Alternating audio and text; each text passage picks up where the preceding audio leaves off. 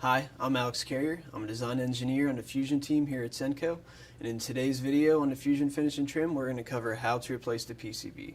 This process will be the same for all four models: the F15XP, the F16XP, the F18XP, and the FLXP. As you can see below, we already have the housing half removed. For more details on how to do this, please see our previous video on how to remove the housing to gain access to the internals. To replace the PCB, you're going to need a pair of wire cutters and a T20 to remove the housing screws. Since we already have the housing removed, we're going to start with disconnecting the plugs on the circuit board. You can go in any order you want. I'm going to start with the solenoid wire, then the ribbon cable, and then the trigger.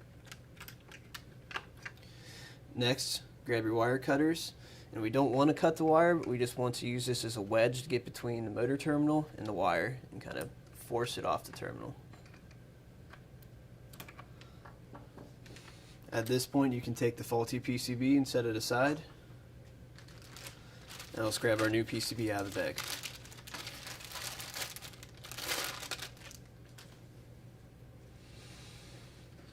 Now it's easiest just to place the PCB into its designated slots, as shown right here.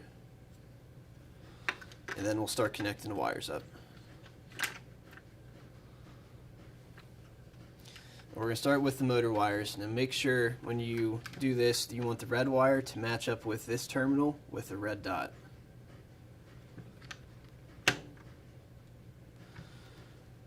You just slide it on.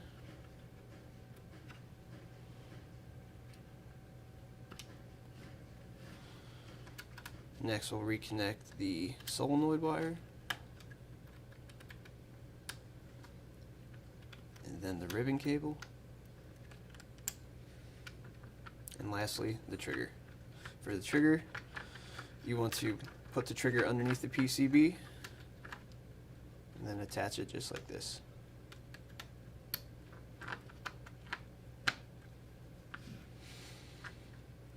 Now, before putting the housing half on, make sure no wires are sticking out of the housing. We don't want to pinch those when we reassemble the tool.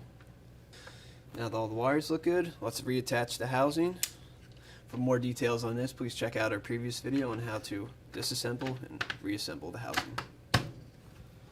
Then you're going to need your T20 Torx wrench and tighten all 9 housing screws.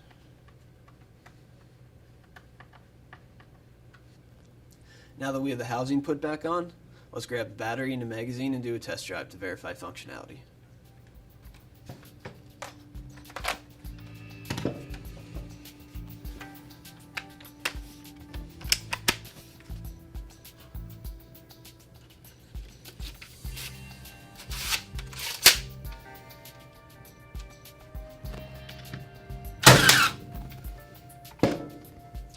The tool is now fully functional. In this video, we covered how to replace the PCB in the Fusion Finish and Trim series. Please be sure to check out our other videos, and thank you for watching.